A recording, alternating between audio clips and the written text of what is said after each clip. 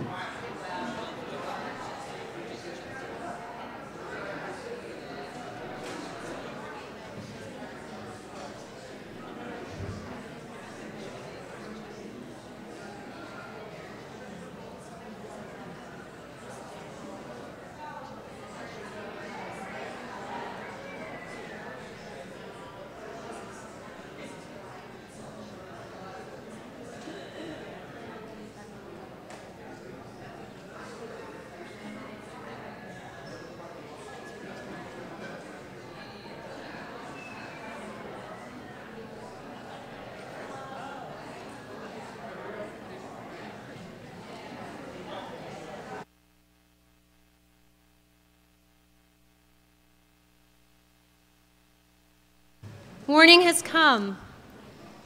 1,000.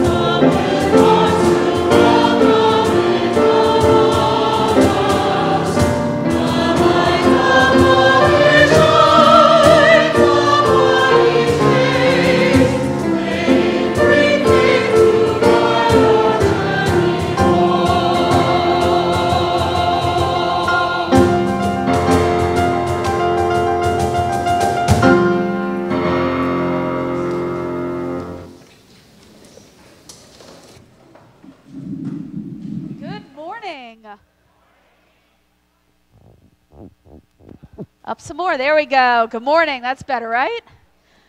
Welcome to Cedar Lane, Unitarian Universalist Church. Cedar Lane is a liberal religious community where we gather to explore the eternal, nurture community, and build a more just world. We are a place where love works. Whoever you are, whomever you love, wherever you are on your spiritual journey, and whatever your life circumstance, you are welcome here. And I especially those who are joining our service virtually, whether you're watching us live right now or catching up with the service later. We're so glad that you're here. And as a trick, I was looking right into the camera when I said that. That's why I wasn't looking at y'all, because I was talking to them. If you're new here this morning, or you just feel new here, we have a small gift for you. So if you're new, would you raise your hand for just a second so that our folks can get that to you? Well, we are so glad that you all joined us for worship this morning. And I hope you can hang around for after the service for our coffee hour. I hear there's something a little extra going on today too, but I know nothing more than that. And I have a few things to share about what's going on at Cedar Lane and elsewhere today. First, if you noticed that some of our leaders and church members and staff were gone this past week, they were at our denominational national gathering called General Assembly in New Orleans. So Reverend Abi and Reverend Hillary and others are. And like yesterday evening, it was announced the election of the Unitarian Universalist Association president. The Reverend Susan Frederick Gray was elected our president. All right, this afternoon at 3 o'clock, right here in our sanctuary, I hope that you all consider joining us for an important training about being a sanctuary congregation offered by the Sanctuary Network of the DMV. It'll both be Sanctuary 101 and then a rapid response training, and it'll go from 3 until 6:30. So long training, but a lot of really good content to help us as we live into our commitment to be a sanctuary congregation. And then this coming Thursday, our Action in Montgomery team, AIM, is having their end-of-year potluck celebration this Thursday evening. And Debbie and Gail and Nancy, if you raise your hands, if you want more information, talk to them after the service. And then this Saturday, the Palestine Nature and Peace Studies with that organization, I'm working hard on the pronunciation. Dr. Mazen Kumseya will be lecturing here at Cedar Lane at 4 p.m. this Saturday. He'll be talking about a combination of nature-related issues and peace-related issues, the plants and animals of the Holy Land, and the environmental threats and conflict in the area. So I hope that you can join us this Saturday for that. And with that, we enter our time of worship.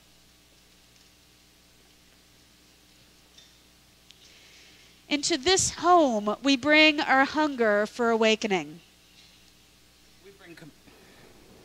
We bring compassionate hearts and a will toward justice. Into this home, we bring the courage to walk on after hard losses. Into this home, we bring our joy and gratitude for ordinary blessings.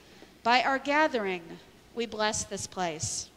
In its shelter, we know ourselves blessed. Come, let us worship together. Please rise in body or in spirit as Debbie Trent kindles the chalice along with Chessie as we speak the chalice lighting words printed in your order of celebration. For every time, hold on a minute, so sorry. And this is my daughter, Chessie. For every time we make a mistake and we decide to start again, we light this chalice. For every time we are lonely and we let someone be our friend, we light this chalice. For every time we are disappointed and we choose to hope, we light this, our chalice. Please remain as you are to sing together hymn number 1008, When Our Heart is in a Holy Place.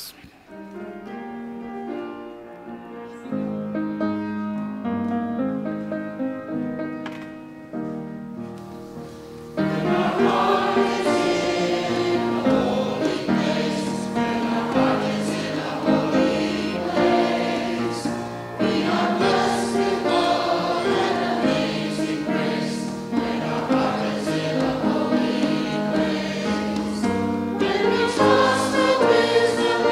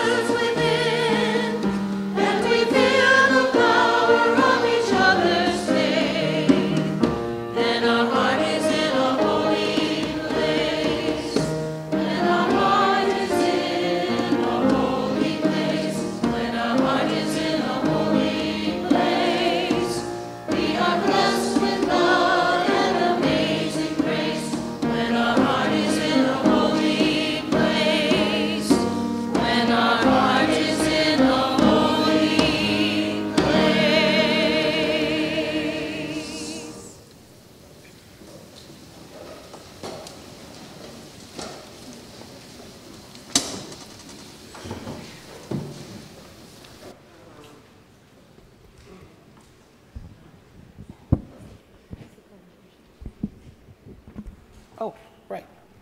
Down I go. My bad. Good morning, everyone. I'm Tim Persons, and I'm here today for one of our moments in the life of a congregation that gives us sorrow but also joy. We bid farewell to our beloved Reverend Michell Collins. I was on the search committee for Michell a couple years ago, and we selected her. We were all so impressed how prepared she was for her interview that was held here. And we were especially impressed when she finished her interview. And it was an easy decision, I can assure you of that we chose you, Michell, to join us for 2 years. Big shoes to fill following the departure of Reverend Heather. I'd like to share with you a few comments from various congregational members who have chosen to write some thoughts about your time here and your tenure. There's only 3 of them. It's not going to be too bad. Michell has brought to Cedar Lane creativity and organizational skills artfully applied into many areas, such as pastoral care, membership, social justice, and soul matters. And always with positive energy and a mischievous sense of humor. She will be greatly missed. I wish her all the best in her new ministry, which, by the way, if you haven't heard, she has been selected to be the minister of the UUs of Southern Delaware in Lewis, Delaware. So their gain, a tremendous accomplishment. From another congregant, I think Michell has been remarkably open about her own life and accepting of others' openness about their lives. Another comment, I very much appreciated Michelle's down-to-earth approach to the ministry, along with incredible organizational abilities and poise, as well as her warmth and friendliness. Being a Southerner myself, I immediately felt welcomed when she started her part of the service with, "Good morning, y'all." She is the spirit and spirituality all wrapped up in one. So, Michell, we have witnessed your caring and your devout work for our members. We have seen the fruits of your attention to detail in social media. We have enjoyed the several visits from your delightful daughter, Chessie, who was up here a few moments ago. And we have seen and benefited from your many gifts of ministry that you brought to us. And we will miss you greatly, but knowing that you will not be that far away and that the people of Lewis and Southern Delaware are gaining a wonderful minister. So, on behalf of the congregation of Cedar Lane Unitarian Universalist Church, and with deepest gratitude, we would like to present these gifts to you. First is a small token of appreciation from the congregation. You don't need to open it up now if you don't. And this is a memory book signed by numerous congregations. So we will miss you, but we wish you all the best. Thank you. Thank you.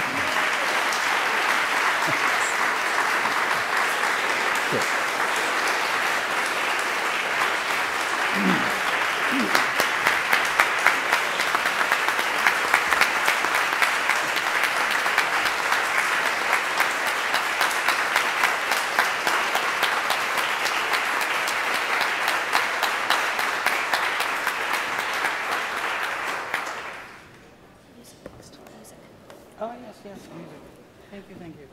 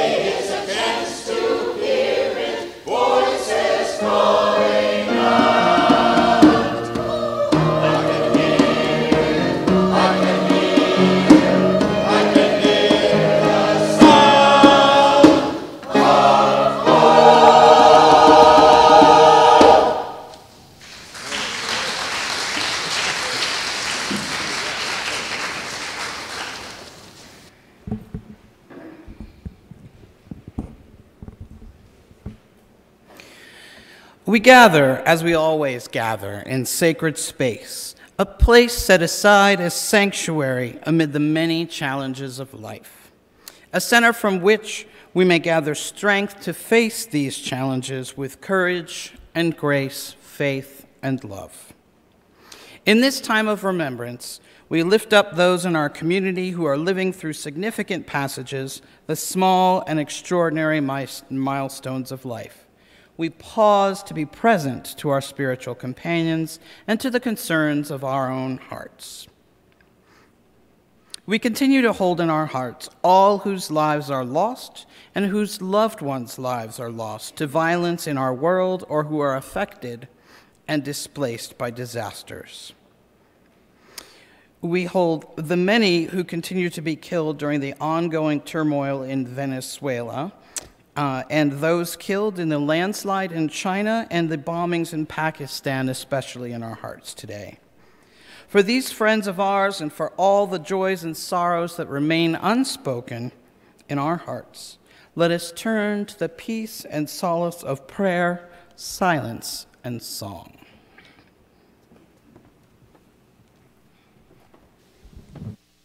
I invite you to settle in for a moment of prayer.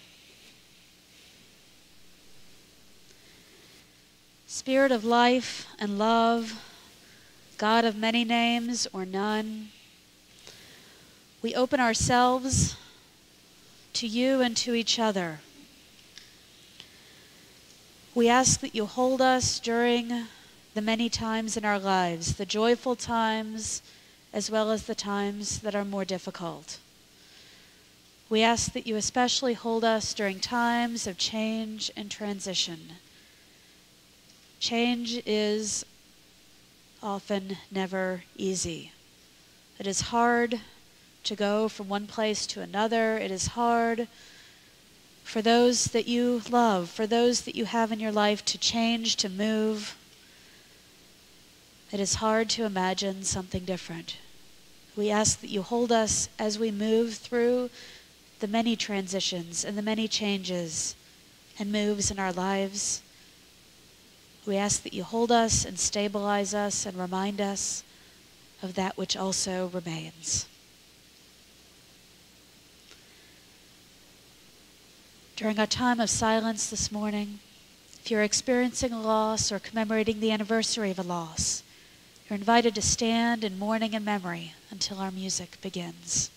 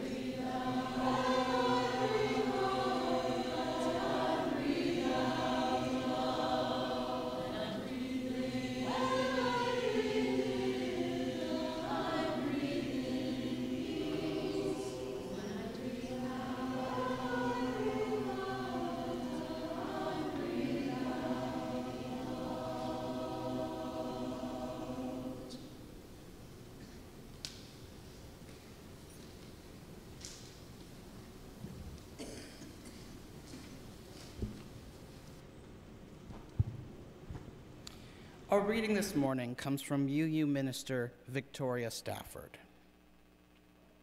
I saw a little girl dressed in a fabulous outfit.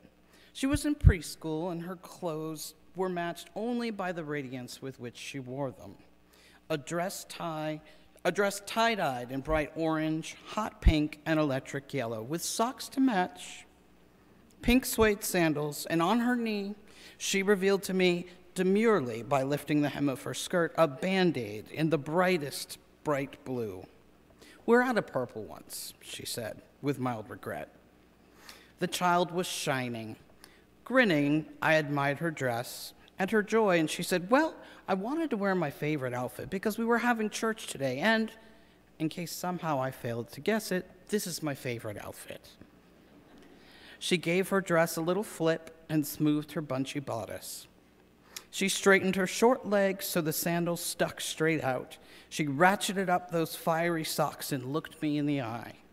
I thanked her humbly for her example and wholeheartedly meant it. Later, in the afterglow of her gladness, I thought about that girl.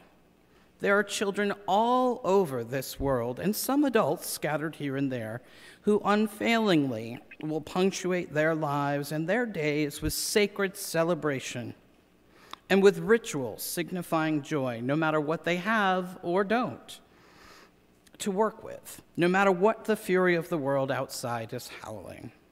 They will savor life and breath.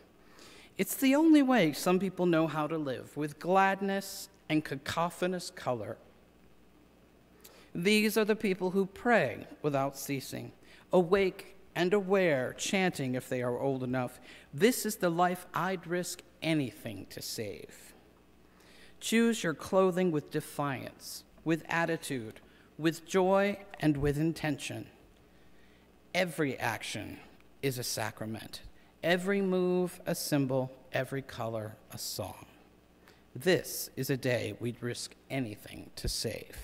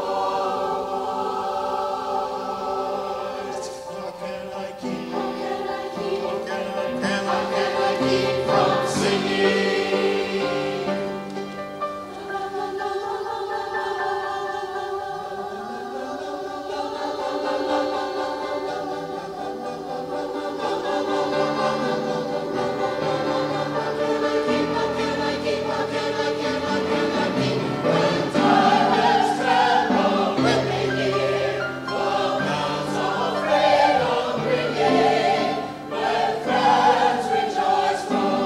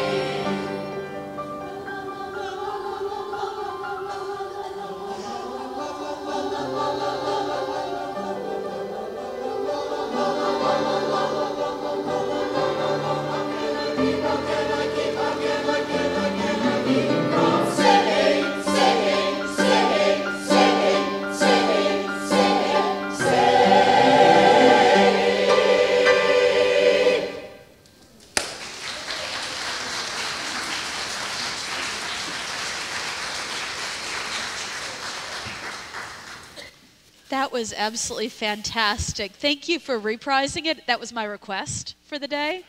And it has been such a pleasure to be able to hear the music you've created over the past 2 years. Thank you to you all. All right, I have to warn you, settle in. I wrote and I couldn't cut anything out, so this is going to we'll be here for a few minutes. All right, first, religion. We talk about that from time to time here, right? Yeah. Now, religion can be based on many different things. Some religions are based on common communal practices, some on seeking enlightenment, many on obtaining or sharing some version of the afterlife, and many on relationship with some form of a deity. But how about a religion based on joy?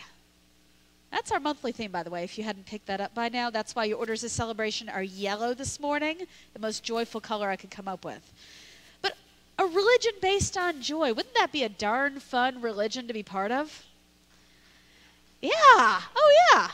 Okay, there's an Egyptian myth that goes with this. Now I'm just getting going, don't worry, you'll have time for that later. So as the myth goes, shortly after death, we're confronted by the god Osiris and quizzed about our lives prior to death. It's a series of questions, and they have to be answered honestly. I guess we're kind of divinely compelled to do this or something. But the thing is, the first 42 questions actually don't matter, but you don't know that. They're literally just warm-up. Now, these are the questions you might expect, how you've lived your life, what's important to you, this sort of thing. But it's actually question number 43 that determines your destiny. It's a two-part question. Did you find joy in your life, and did you spread joy in your life? That's what, according to this religion based on joy, your destiny hangs on. Whether you found joy and whether you spread it. If you answer affirmatively, you get some measure of continued life. If not, you get lugged off and eaten by a hippopotamus. Joy or death by hippopotamus? I know which way I'd pick. So then, is the purpose of life to find and spread joy? A religion based on joy would certainly say so. And since I have no particular interest in being eaten by a hippopotamus, whether they're vegetarians or not, I'm happy to go along with that. Where do you find joy in your life? What experiences do you have that bring you joy? Where do you make it happen for yourself? Now, joy isn't something we can go out and buy. But the idea that we can buy it is way too prevalent in our world. Marketing has evolved over time. At first it was selling the product and the functional benefits, but no longer. Now it is marketing is about selling the way it makes you feel, the status it gives you and whatnot. And that's how our brains get tricked into thinking we can buy joy and happiness. Now, this is a soapbox I could go on with for a while, but I'll keep it brief here. I think this is a significant basis of our unsustainable consumerist society with this cycle we get caught in, with this momentary high and happiness we get from a purchase, but it wears off. But since we like that high, of course we do, we go back for the next purchase to bring us joy, and the next one, and the next one. Hence, the cycle keeps repeating itself, and we continue to degrade the earth and the needs of our many fellow beings here. But joy, of course, isn't something we can buy. It isn't something contained in an object, found in a purchase. Joy is much less material than that. Here's my attempted definition, but it's really only an attempt. Joy is, as I would say it this morning, a satisfaction and a feeling that comes from connecting with our own purpose and our own meaning. It's a moment that lifts us from the last moment and makes our heart leap and swell. Happiness is part of joy, but it's also more than that. Joy is connected with our passion, with our sense of purpose, with where we find meaning. And I would go so far as to say that joy is a core human need. It's a core spiritual need of all human beings. Now, there's a quote that's often attributed to African-American theologian Dr. Howard Thurman. Now, there's actually no evidence whatsoever that he actually said it, but since I'm a huge fan of Dr. Thurman, I'm happy to agree with that it's his, because it's a great quote. Don't ask what the world needs. Ask what makes you come alive and go do that, because what the world needs is people who've come alive. It's a great quote, isn't it?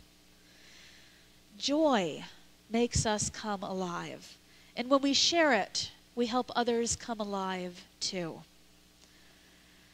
If Osiris were to come and ask you today, right now, if you had spread joy over the course of your life, would you be able to answer in the affirmative? How much joy have you shared? Have you enabled someone else to feel joy recently? How often do you do that? Another misnomer about joy, which may be lurking around the corner when we're thinking about these sorts of things, is that doing something that brings us joy is enjoyable the whole time we're doing it. But if we let that be the case, we're going to be hard-pressed to find anything that brings us joy. Instead, if we're thinking about something that brings joy, we're thinking about the overall sum total of our feelings and connection with that activity, rather than looking at every single moment that we're doing it. Some of my favorite podcasters have a phrase that I love that refers to these other moments, the ones that aren't enjoyable, but that contribute to the overall experience, the overall meaning that you're creating. What they call it is drudging through the drudgery. Y'all ever do that? I sure do. A road trip might bring me joy overall, but the long drive when I'm getting drowsy or uncomfortable, or that nasty restroom at the gas station, not so enjoyable. Getting to play Dungeons and Dragons online with my friends brings me joy. But when I'm trying to create a map for the next encounter and the online map program keeps not working or just crashes entirely and loses all my work, that's not enjoyable. But the game brings me joy. The overall experience, I wouldn't trade the sum total for anything else, but we just have to drudge through the drudgery to get there. Joy. A topic I find myself returning to again and again in my ministry is that of resilience. This feels even more crucial of late. And not just because of the current political situation in our country, but the disasters and the acts of violence in our country and our world that seem to be never-ending, as well as the crap in our lives that could seem to be never-ending also. This past summer, actually just under a year ago after the shooting in Orlando, that's when, as we heard disaster and violence and death after death, that's when we added in what you've heard every single week during our community joys and sorrows, when we reach our heart out of our walls to those who are suffering in our world. I added that last summer because we had disaster after disaster, and we still have something to list every week. Resilience is what we need to keep from slipping into a pit of fear and despair. Resilience to keep going. Now, there's a strong tie between resilience and joy. I have found that joyful people tend to be resilient people. Joyful communities tend to be resilient communities. It doesn't necessarily mean that all resilient people are joyful people, and likewise with communities, although, that might end up being the case.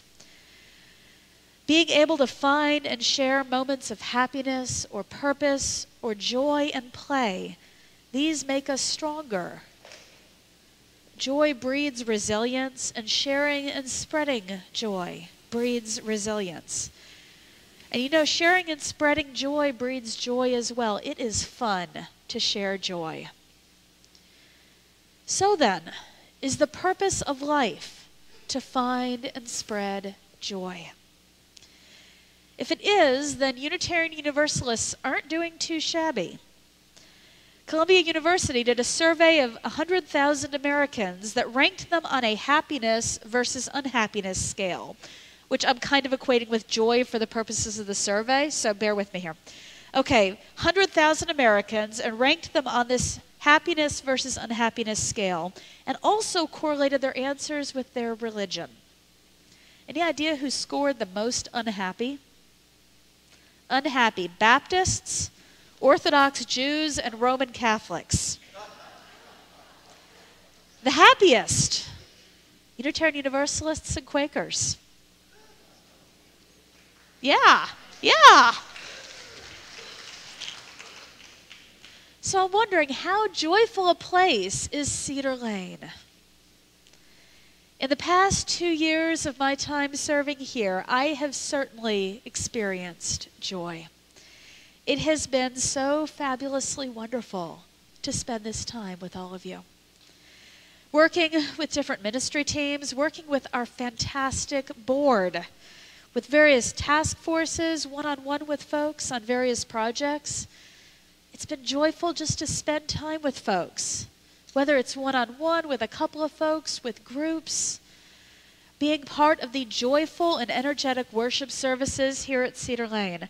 I remember the first Cedar Lane worship service that I attended.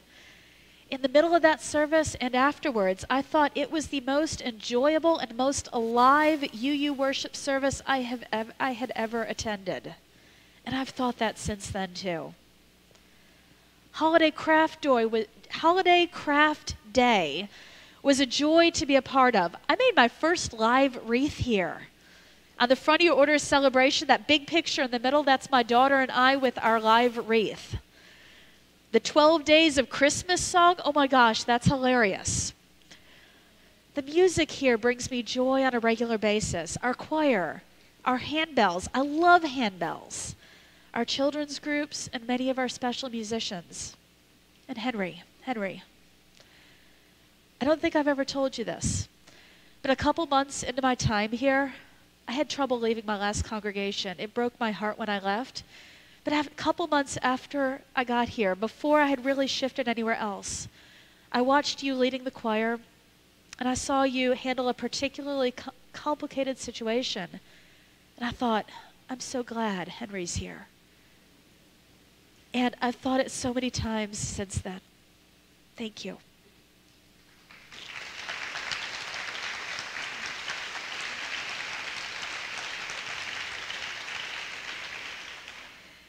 And I have had many other joyful times here too, and if I try to start listing them, I'm going to get into massive trouble for missing some. Needless to say, even though I never expected to be applying for a position like this, someplace like Cedar Lane, I am truly glad that I have, and I'm certain it was the right thing for all of us. I have found joy here, and I'm going to miss you all. I love you, and I'm going to miss you. It has been a joy to be here, and I hope I've created some joy during my time here too. Finding and spreading joy. One of my jobs as an interim minister is to reflect back what I've observed, to be a mirror, so to speak.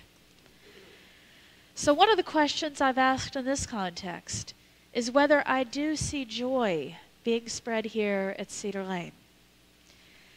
Now, I do see joy being spread some of the time. The 12 Days of Christmas and Holiday Craft Day, some amazing moments in worship when I can see joy on people's faces. Events like the auction When I see teams have great success, I see the joy there. I can also see the joy underneath some really hard work. Like when our board of trustees had some difficult conversations about white supremacy and worked hard to put together a letter they sent to the UUA about the current unfolding events in that regard.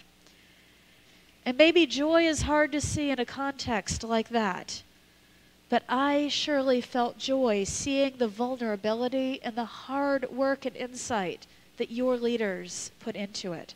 Cedar Lane has some amazing leaders. But I also think there is a lot of room for improvement in the area of joy here. One Cedar Lane leader recently reflected they felt like they had lost their church because of just being here to do things related to their project or committee. When I shared that in our monthly leaders meeting, gathering, I heard that thought reflected by many other leaders too. Cedar Lane has events that are fun and filled with joy, that's for sure, but are there enough of them, especially in relation to how many other things are going on here? That's one of my concerns, because there is a ton of stuff going on. The program calendar here is absolutely packed, with multiple things going on every single weekend. Now, they're all great stuff, but frenetically distracting and frequently forcing choices between many different worthy events. And especially because I hope that you all have a life beyond Cedar Lane too. I really do. I've seen it particularly challenging to help our newcomers and new members to navigate the swirling sea of choices for what to connect with. It's totally confusing for them. And in fact, I've talked with longer-term members who have trouble with that too. It is not obvious what's going on because there is so much of it, and it is not transparent. And this busyness, it gets in the way. It gets in the way of new ideas. It gets in the way of being immediately responsive to arising needs, be they some need in our local or national or world community, or even the need to schedule space for a memorial service. I kid you not. Gets in the way of having enough volunteers to help with all of these great things. It gets in the way of balance. The busyness gets in the way with joy in this community. And I've also seen some identity challenges here. When I got here, I heard folks refer to something called the Cedar Lane Way. I was told I fit in well here. But to be honest, I've never figured out what any of this means. Now, Cedar Lane does have a different feel from other UU congregations in the area. Every UU congregation is distinctive in some way. But I just haven't found a solidified identity that folks can articulate. And this next part's hard, but I feel obligated to say it. I also definitely feel a bit of elitism lurking here too. Here's an example, and because I found it, it's not alone. In the past 2 years, a youth volunteer, who I'm going to keep nameless for now, but I assure you this is a real person. This youth was turned down for 3 volunteer jobs. They were perfectly qualified, and all 3 of these groups were begging for volunteers. Yet this person was turned down. They weren't quite right for it. How many other folks have been turned down, or even just felt turned away, for whatever unarticulated reason it might be? Be careful about what is in the unspoken assumptions and the unspoken identity. Not only the unspoken, but the stated identity. While there is a mission statement here that is short and easy to remember, and by the way, that is different from most organizations and churches that have something so wordy that you maybe even can't even find on their website. We have a short and memorable mission statement, but I have to ask, is it distinctive? Nurturing community and love working can mean a whole lot of different things. They are great statements, but are they driving identity statements? Please sit with these lingering questions. I was delighted last year to be able to work alongside amazingly talented leaders and a ton of congregational participation to form Cedar Lane's vision statement, affectionately called Vision 2020. By the way, it took me months to figure this out. It's a play on words, both for the target year and for clear vision. Get it? 2020 vision? Can't tell you how long that took me. The vision statement and the outcomes named by the board have helped to spur some much needed change here. Help with focusing our social justice area, with giving some more space for trying out different worship options, the Spirit Experience this year, and for the beginning work towards a capital campaign next year. But here's my concern, one that I'll keep asking and one I hope you keep asking. Is that vision statement enough? Is it enough for where Cedar Lane not only should be heading, but where Cedar Lane needs to be? I admit, back to this mirror, it's not always comfortable. I admit I was disappointed at the vision statement when I heard it. Now that wore off as I got used to it, but we've got to hold on to our gut reactions because they often have more value than we give them. I was disappointed. I had hoped for something more. And while it had stuff Cedar Lane needed to do in the present, I'm still afraid that it's not visionary enough. I don't feel the push there. I don't feel the push towards what's needed for the future. And my last part, this is a little bit more fun, don't worry, in a way. The future. What does Cedar Lane need for the future? Frankly, what does Unitarian Universalism need for the future? What do religious institutions in general need for the future? This is the compelling question that brought me to actually pursue a doctorate in ministry. What do we need for the future so that our religious institutions will still be relevant 20 years from now?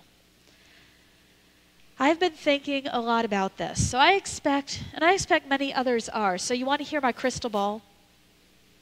Okay. First, to look forward, we have to take a look backwards. Back 6 years ago, it was 6 years ago, when I saw the fearful group that prospective ministers know as the MFC.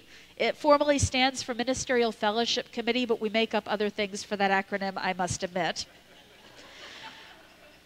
One of the questions they asked me was to name a significant moment in history for Unitarians, for Universalists, and for Unitarian Universalists.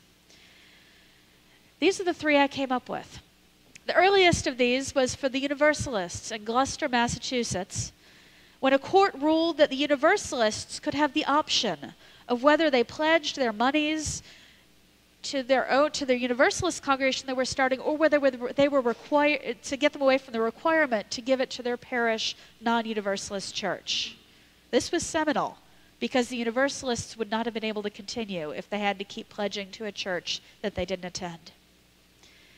The Unitarian moment was in Worcester, Massachusetts, when the parish there, the Unitarians and the Congregationalists and the congregation were splitting, and the state Supreme Court awarded the property to the Unitarians. And the Unitarian Universalist moment, it was the moment when Carrie Veach signed the membership book with the North Shore Unitarian Society in Plandrome, New York, now the UU's at Shelter Rock.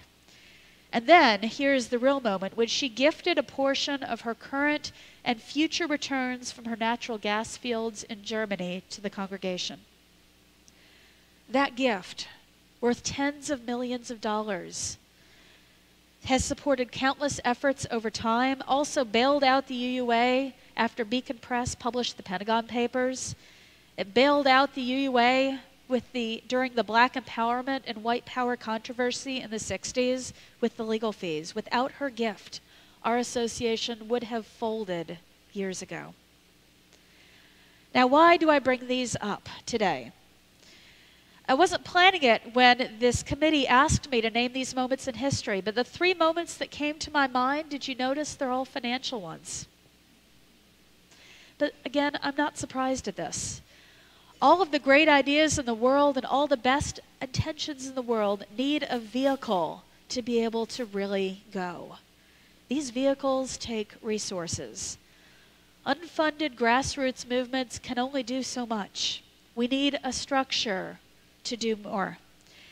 And this is the biggest challenge, where I think the biggest challenge will be triggered for our future. My crystal ball. Looking ahead 20, 25, 30 years with me, not 5, we've got to look longer than that. What I see as I look into this crystal ball is ever decreasing budgets due to changing giving patterns, changing Social Security and retirement incomes, changing ideas about membership, escalating economic costs.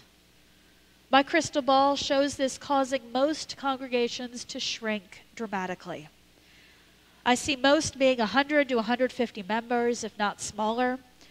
Most based on small groups and smaller projects for the organization and programming, and I have no idea what national religious organizations and denominations will look like. In fact, we're seeing a huge shift in our own right now. So mostly smaller congregations I see, but with a few larger congregations that attract the best ministers and staff and end up being, as I call them, resource congregations. Now these fewer will still have to make huge shifts to keep up with the near constant change and keep up with what's relevant and what will work. These resource congregations will be the spiritual and faith centers. They'll be able to push religious thought and be able to be forces of the future. But what they will be doing won't look anything like church today. I don't know what it'll look like, but it won't look anything like what's today. And there will be a tiny number of these. There's my crystal ball, so here is what I hope. What I hope is that Cedar Lane will be one of those resource congregations. I think the potential is here. I really do, or I wouldn't even be sharing this with you. But the stumbling blocks, those are big here. Remember the myths we talked about last Sunday? That's what's going to get in the way of chasing this vision. You can't let them. You just can't. With the resources Cedar Lane has, both people resources as well as property and finances, you'll be insulated from the signs of decline for longer than most. The danger there is being tricked into thinking that decline isn't happening. Don't get tricked. Don't get complacent. Of course, we have to get our own house in order. That's the stuff Vision 2020 talks about, but you have to go farther. You've got to be able to vision greater and crazier than ever before. Be willing to let go of anything and everything. Don't be satisfied with good. Don't even be satisfied with great. Don't be satisfied, and don't let the status quo of today or even yesterday weigh you down. Cedar Lane, you can have a great future. One filled with promise, filled with what's possible when our energy as Unitarian Universalists can be harnessed for what's needed. But you have to choose to go there. No one can choose for you. You have to choose it. You have to choose it every week, every year. That is my hope for Cedar Lane. That you will do your best to chase joy, to chase possibility, and to chase tomorrow with everything that you can. Don't you dare do otherwise. Chase tomorrow. May it be so.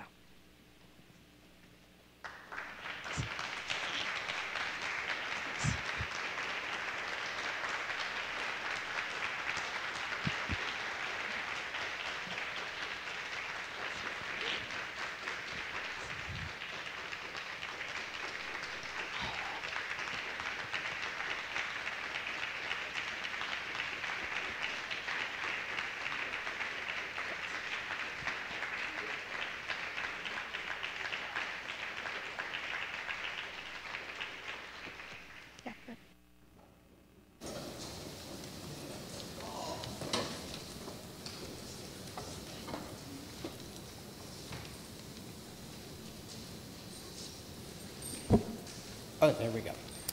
All may participate in the life of the congregation with the gifts of their minds and hearts, their skills in time, their wisdom and their vulnerability, the gifts of their livelihood and the gifts of their commitment. Whether on Sundays at this time, whether by electronic means or gifts in a plate, we offer of ourselves to make community happen. The offering to support the mission and ministry of Cedar Lane will now be given and gratefully received.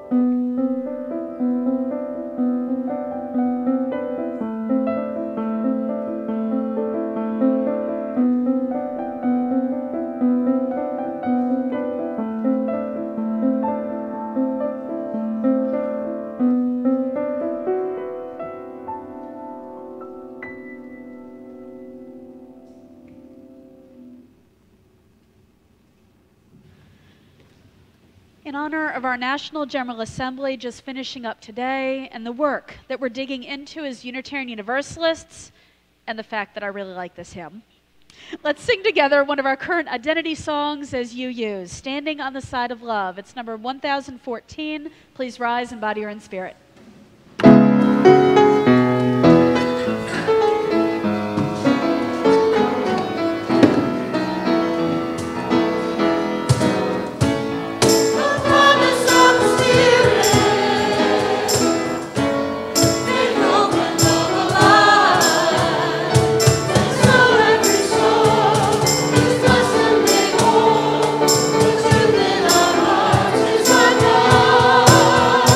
We are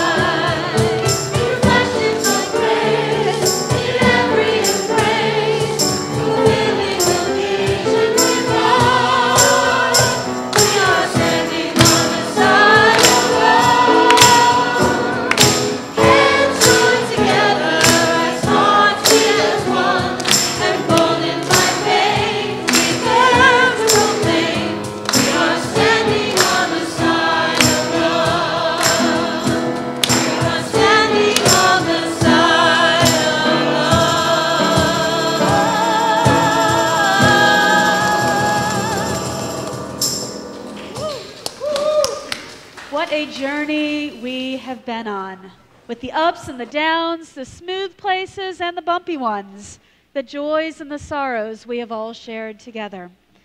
It has been a true joy these past 2 years, and I foresee much joy in each of our futures too. May we grab hold of that joy and onto the great community that we have. And even though we'll be far apart, I'll leave with the line I've closed every one of my worship services with this year. Remember, you're never all alone. Blessed be.